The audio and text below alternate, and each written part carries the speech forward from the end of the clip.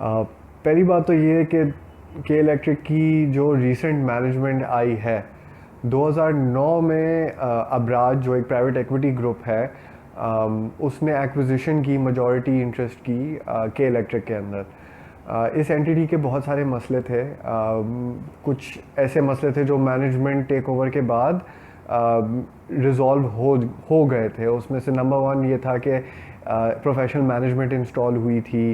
इसके अलावा इन्होंने डाउन साइजिंग की थी, तो सिग्निफिकेंट लेवल पे लोगों को ले ऑफ किया गया था। आपको याद होगा 4000 बंदे एक साथ भी गए थे। और ये सारा जो था इट वॉज ओवरऑल प्रोसेस, जिसकी वजह से के इलेक्ट्रिक में अगर आप टी एन डी लॉसेस के तौर पे देखें तो 12.5% तकरीबन इम्प्रूवमेंट आई 2009 से टी एन डी लॉसेस कम करने में। इसके अलावा ऑपरेशनल साइड पे FY11 में ये कंपनी जो है एबिटा पॉजिटिव हो गई थी। FY12 में इसने बॉटम लाइन दिखाई है ग्रीन में। तो ये बहुत ही सिग्निफिकेंट डेवलपमेंट्स हुई हैं सिंस 2009। अच्छा, 2009 में जब प्राइवेट इक्विटी ग्रुप ने इसकी एक्विजिशन की थी कंट्रोलिंग इंटरेस्ट की, उसी वक्त हमें पता चल गया था कि क्योंकि ये प्राइवेट इक्विटी ग्रुप है, इसने ये इन्वेस्टमेंट एक टाइम पे आके इन्वेस्टमेंट का प्रॉफिट रियलाइज़ करना है।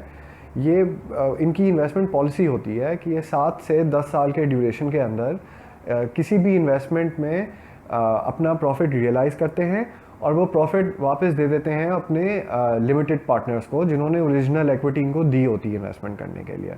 इस बेसिस पे अगर आप कैलकुलेशन करें तो 2009 से 7 साल हुए इनको, और अब ये बहुत ही करीब में जो है आप एक्सपेक्ट कर सकते हैं कि ये एग्ज़िट करेंगे। किसको एग्ज़िट करेंगे, क्या रेट पे एग्ज़िट करेंगे, ये सारी चीज़ें जो है हाईली कॉन्फिडेंशियल होती हैं। इनके ऊपर नॉर्मली आपको कंपनी तो बिल्कुल कुछ नहीं बता सकती। स्पॉन्सर जो हैं, जो Abraj based out of Dubai, वो डायरेक्टली मार्केट में तब डिस्क्लोज करते हैं जब ये ट्रांजैक्शन कंप्लीट हो चुकी होती है, क्योंकि ये कंपनी ना लिस्टेड है, अबराज ना लिस्टेड एंटिटी है, ना ही पब्लिकली इसमें कोई शेयर होल्डिंग है। और तो इसी वजह से जो है ये पूरा स्ट्रक्चर जो है बाय लॉ ये कॉन्फिडेंशियल रख सकते हैं, और ये रखते हैं। इनकी कोशिश ये होती है कि ये बेस्ट प्राइस पे एग्ज़िट ले पाएँ। तो इसी वजह से जो है मार्केट में भी ये रिसेंट मर्मर्स उठे थे कि एक चाइनीज़ एंटिटी को ये अपना मेजॉरिटी सेल बेचने जा रहे हैं। हमने उस बेसिस पे envelope back of the envelope analysis की थी, जिसमें हमने कुछ क्वालिटेटिव वेरिएबल्स भी इस्तेमाल किए थे। एक बेसिक सा स्ट्रेंथ्स वीकनेसेस का एनालिसिस किया था, जिसके अंदर हमने ये मेजर स्ट्रेंथ हाईलाइट की थी कि क्योंकि अबराज अब जा रहा है तो एक रिस्क था मार्केट में कि ये अबराज अपना स्टेक मार्केट में डंप करेगा। ये चीज़ अच्छा हुआ कि एक ऐसे रेट पे होगा जो मार्केट में प्रिवेलिंग के इलेक्ट्रिक की स्टॉक प्राइस है उससे करीब होगी। इसके अलावा ये एक बहुत बड़ा पॉजिटिव है कि अब जो भी इन्वेस्टर आएगा, जो स्पॉन्सर टेक ओवर करेगा मैनेजमेंट कंट्रोल को, वो लॉन्ग टर्म ट्रेजेक्टरी के साथ आएगा।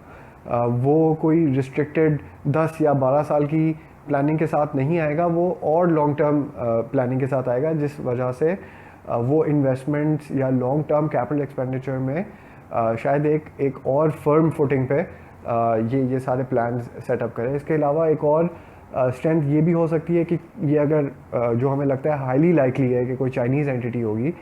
चाइनीज़ एंटिटीज़ का बैकग्राउंड कोल पावर जनरेशन में बहुत स्ट्रॉन्ग है, और के इलेक्ट्रिक की अगर आप अभी भी इन्वेस्टमेंट प्लान देखेंगे तो इनका प्लान ये है कि नेक्स्ट 5 इयर्स के अंदर के इलेक्ट्रिक मेजॉरिटी अपनी इलेक्ट्रिसिटी कोल पे बनाएगा, जो एज ऑफ नाउ 0% अपनी कोल पे बना रहा है। के इलेक्ट्रिक मेजॉरिटी अपनी इलेक्ट्रिसिटी गैस पे बना रहा है, जो महंगी है एज़ कम्पेयर टू कोल।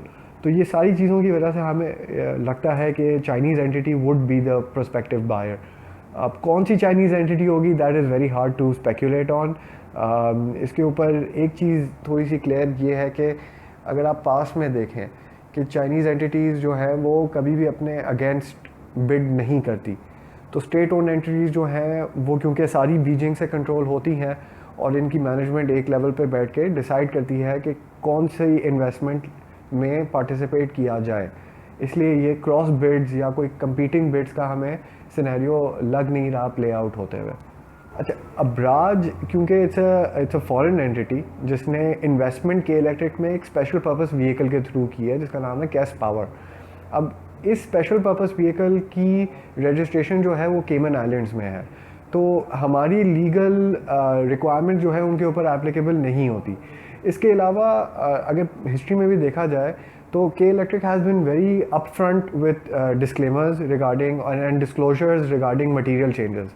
अब लेकिन इसमें एक बहुत बड़ा स्टिकिंग पॉइंट है, वो ये है कि क्योंकि डील अभी तक फाइनलाइज नहीं हुई है, इसलिए इनके ऊपर वो लीगल लायबिलिटी नहीं बैठती कि वो मटेरियल इन्फॉर्मेशन डिस्क्लोज करें, क्योंकि एज़ पर द रिक्वायरमेंट इनकी मटेरियल इन्फॉर्मेशन अभी तक फाइनलाइज हुई भी नहीं है।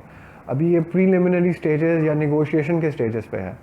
तो इस वजह से हमारा ओपिनियन भी यही है, और लीगल जो अंडरस्टैंडिंग है हमारी वो यही है कि इसके इनके ऊपर अभी कोई डायरेक्ट लिमिटेशंस नहीं है कि ये डिस्क्लोज करें एनी नेगोशिएशंस।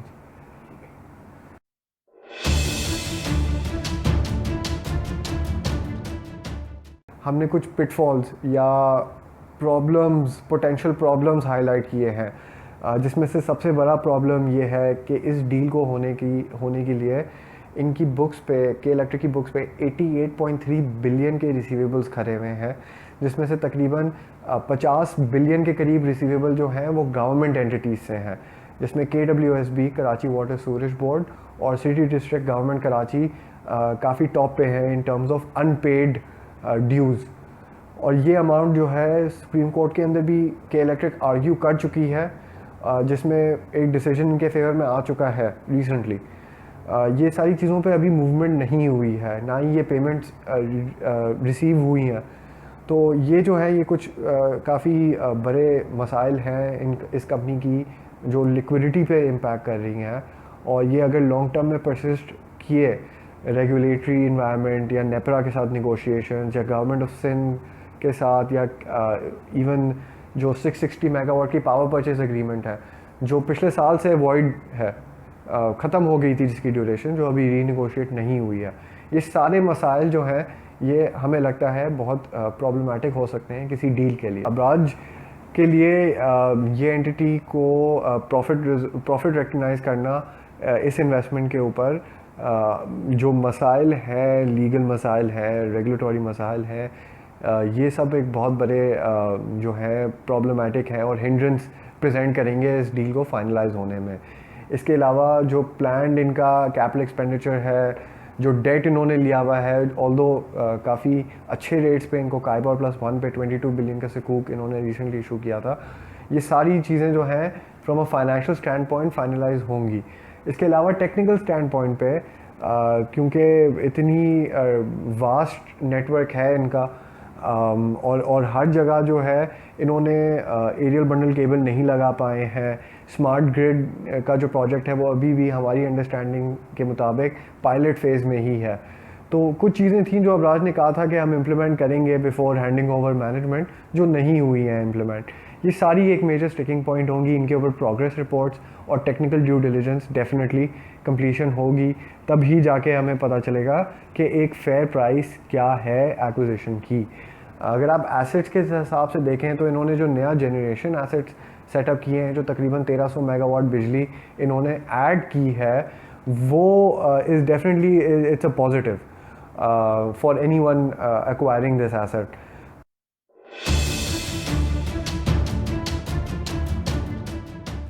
ठीक है, ओवरऑल चाइनीज़ इन्वेस्टमेंट्स का हमने देखा है बहुत बढ़ता हुआ रुझान रिसेंटली, और पावर सेक्टर में तो डेफिनेटली क्योंकि गारंटीड रिटर्न है, तो power sector investments are definitely prime importance to these Chinese buyers.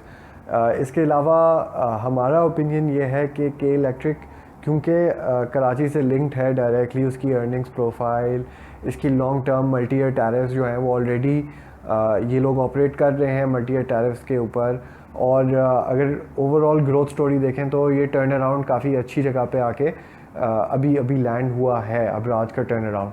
तो जो भी बायर होगा वो एक गिव और टेक सिनेरियो के अंदर, एक कैरेट स्टिक अप्रोच के अंदर, उस फ्रेमवर्क के अंदर हमें लगता है वो इस डील के ऊपर राज़ी होगा, क्योंकि क्लियर बेनिफिट्स हैं अर्निंग्स के तौर पे। अगर आप यूनिट सोल्ड देखें, फ्यूचर प्रोजेक्ट करें, इवन बेसिक मिनिमम भी, तो यू आर सीइंग 26% का अर्निंग्स कैगर, जो एक ग्रोथ कंपनी का अर्निंग्स कैगर है। तो क्योंकि ये ग्रोइंग कंसर्न है, हमारी फीलिंग ये आ रही है कि दी चाइनीज़ एंटिटीज़ जो ऑलरेडी फॉरेन इन्वेस्टमेंट की तरफ आ रहे हैं, क्योंकि उनकी मार्केट में ग्रोथ काफ़ी हद तक सैचुरेट हो चुकी है, ये सारी वजूहत पे हमें लगता है कि के electric is considered a prime entity for acquisition bye Chinese interests. अगर इसके अगेंस्ट हमने सारे फॉल्ट्स भी मेंशन किए हैं, बहुत सारे फॉल्ट्स हैं, इसी वजह से हमारा ओपिनियन ये है कि जो भी फाइनल डील होगी वो करंट प्रिवेलिंग प्राइसेस से प्रीमियम पे ज़्यादा प्रीमियम पे नहीं होगी। हमें ज़्यादा डिविएशन नहीं नज़र आ रही, क्योंकि स्टॉक मार्केट भी इस चीज़ को मद्देनज़र रखी हुई है कि इनके बहुत सारे मसाइल हैं, जो लीगल मसाइल हैं, रेगुलेटरी मसाइल हैं, ऑपरेशनल साइड पे बहुत सारी चीज़ों ने अभी भी प्ले आउट होना है। Aerial bundle cable project, $450 million का capital expenditure on transmission distribution, 700 megawatt का कोल प्रोजेक्ट, ये सारी मेजर पाइपलाइन में प्रोजेक्ट्स हैं जिनको फ्रूइशन में आना है और जो बॉटम लाइन में अभी शो होने में टाइम है। लेकिन क्योंकि ये ग्रोथ के प्रोजेक्ट्स हैं और ये लॉन्ग टर्म ग्रोथ पे सेट कर रहे हैं कि इलेक्ट्रिक को, हमारा ओपिनियन ये है कि कोई चाइनीज़ एंटिटी इसमें डेफिनेटली इंटरेस्टेड होगी फॉर एन एक्विजिशन, लेकिन इतनी इंटरेस्टेड नहीं होगी कि ये एक सिग्निफिकेंट प्रीमियम दे to the prevailing stock price.